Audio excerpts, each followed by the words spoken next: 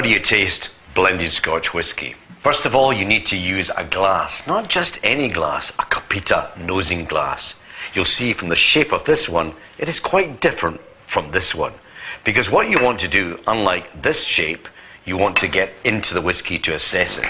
So what you must do is take the bottle, pour it into the glass, swirl it around, as I said to you before, throw it out. Because you want to get rid of any odors that are perhaps on the lip of the glass.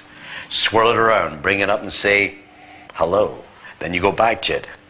How are you? And then go back to it. Quite well.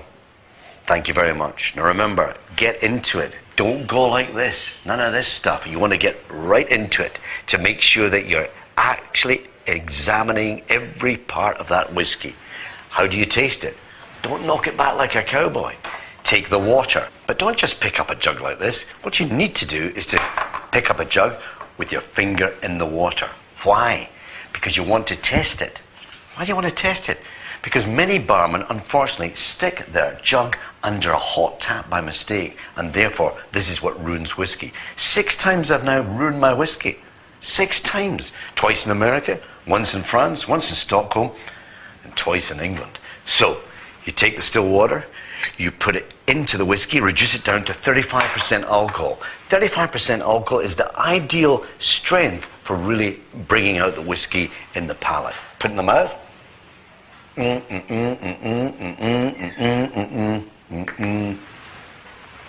then let it go down. Absolutely fantastic. If in fact I hadn't added sufficient water, what would happen? This is what would happen. Your face would start grimacing. It would start changing because it was affecting the taste buds, anesthetizing them. So all you need is a little water. When I have a presentation, finish at night, want to relax, go into the bar, there's nothing more wonderful than the sound of whiskey being poured by the barman into a glass. And just when I'm about to take the glass from him to enjoy my whiskey, suddenly I hear this other noise.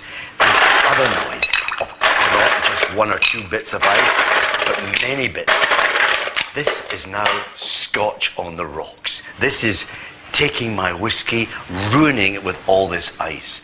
In the olden days when there was no ice, the Scots had to improvise. So what did they do? They went to the riverbeds. They took the cold rocks that had been chilled by the mountain snows. They put that into the whiskey and that chilled it. And that's why we call it Scotch on the rocks. All I'm saying to you is this. If you're ever in a bar and you want to try and enjoy your whiskey this way, don't take it. Take hold of the barman and show him what it's all about. Yeah, chuck it away. You don't need it.